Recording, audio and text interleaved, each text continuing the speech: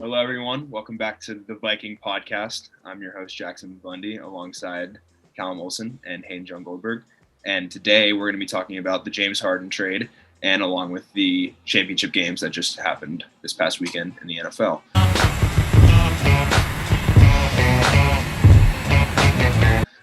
Hayden, you want to start us off with the Harden trade? Nowadays, players are starting to kind of pick and decide where they want to play, and it's kind of like 2K. It's funny because you can like request a trade if you're just not like if you don't have the chemistry there with your team, especially with Harden. There's three guys that want the ball on the team, so I mean I can see how that kind of plays into effect with the chemistry of the team and why he'd want to be traded. But Callum, what do you think? I think it's a serious problem in the NBA with the whole player empowerment era that's coming around and players being able to like do what Harden did, where he just doesn't show up to preseason workouts and gains a ton of weight and stops trying in games. Like there were games where he was literally just, you could tell he just was not trying. He looked like me or Hayden at an NJB game. And it was honestly pretty disgraceful. And it just sort of worries me for where the NBA is headed. And another point I think the era of dynasties is potentially over with superstars jumping teams 24/7. I mean, the only loyal superstar in the league are Steph Curry and Damian Lillard as of right now, at least. And Embiid, I guess, but Well, I thought that's also just kind of a problem that's been like occurring like throughout just kind of the world of sports, especially in the NFL like, a couple years ago. Like we saw like big issues with like Le'Veon Bell and franchise tagging players, which I think is kind of dumb. But like I feel like there's always been problems between like players and like teams and players, but it's never really been up to the players until now. But I feel like now it's kind of just like if a player doesn't want to play there, they just don't play, which I don't think is. Like, I don't think you should be allowed to do that. And it's been a problem with the NFL and NBA, but I feel like that's something that they need to fix because it's not just about giving power to the players. It's about the players just having way too much power because at the end of the day, like, they don't own the team. They don't run the team. And if you give them enough power where they can just be like, oh, I don't want to be on this team that I signed a contract to play for them, they can just be like, oh, like, I'm not playing. Just back out and get out of there. Or like how Kyrie just sort of left for 2 weeks. And just disappeared off the face of the earth. Okay, I get that. That might have been for political reasons, but it's like, dude, at the same time, you have a job to do. Still in a contract, you have a job to do. Like, and it's being paid for a reason, right? Yeah, I mean, we'll see. I don't know if that Nets team is going to work with all three of them, but honestly, after watching Kevin Durant play for the Warriors for 3-4 years, I think any team with him has the potential of winning. Well, I feel like it's also like. If you like Harden and Durant are friends, and like I don't know how Kyrie is going to mix into that, but like I think Harden and Durant have good enough chemistry to the point where they'll make it work.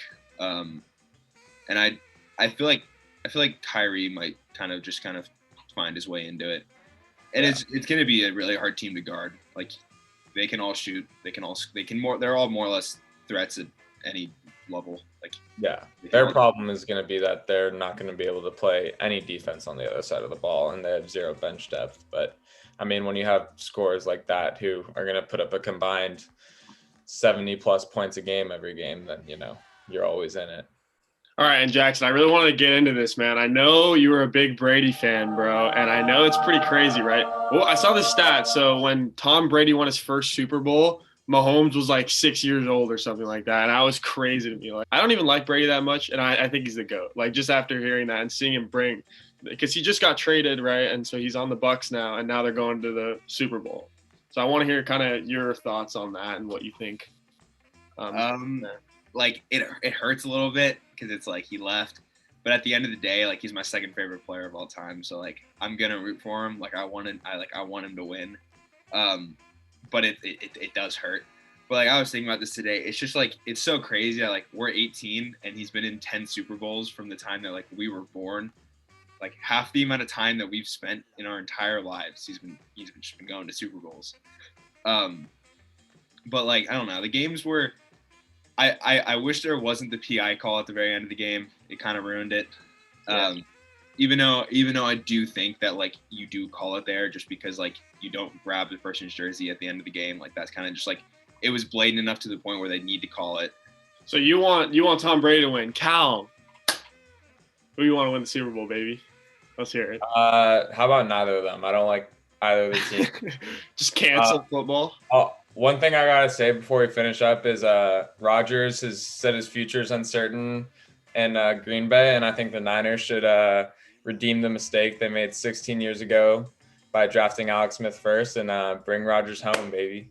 You think that's a good business opportunity right there? If I was John Lynch, I'd be pursuing him. Dude, I don't think Rodgers is gonna want to go there. I don't know. We'll see. Kyle Shanahan's just a better Matt LaFleur. He's just all right. That's a interesting prediction. Wouldn't expect much out of a Niners fan though. But yeah, I mean, the Chiefs are gonna bulldoze them. They're an immovable object. Like they're an absolute freight train right now. So I think the Bucs will go. I don't think it will be a close one. But betting against Brady has lost a lot of people a lot of money over the years. So I guess you can never count him out. I think I'm saying this as a guy who wants Brady to win. I think it's more likely the Chiefs win, but I do think it's gonna be I think it's gonna be a shootout because I don't think either defense is really I don't think either defense is that crazy, and I think both the offenses are really good. Obviously, the Chiefs' offense is just absurd with Patrick Mahomes, Tyreek Hill, Travis Kelce, and everyone else on the team. But I think when it comes down to is just like the raw experience of Brady. This is his 10th Super Bowl, and Mahomes was there last year, but 1 is nothing or 2 is nothing compared to 10. He's been on this stage several times. People didn't think the Patriots were going to win against the Seahawks or the Falcons. And it's a home game for Tampa. They're playing it in Tampa Bay, and there's 10,000 something fans allowed, so that could provide them an advantage.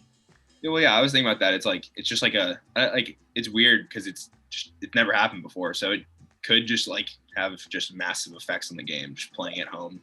Although, I mean, last time these teams met, Tyreek Hill had 200 yards in the first quarter, so. Yeah, I know. Especially if the Buccaneers potentially missing both of their starting safeties, it could be over before it starts. Yo, Callum. We're recording a podcast. You're not welcome. Wait. Hey guys. Before we go, Callum, score prediction. Oh, score prediction. I'm gonna say 38-21 Chiefs, and I think Travis Kelce is gonna win Super Bowl MVP. All right, I got 38-28 Bucks, and I think Brady. You gotta go with Brady. That's not even a hot take. Gotta go with Brady.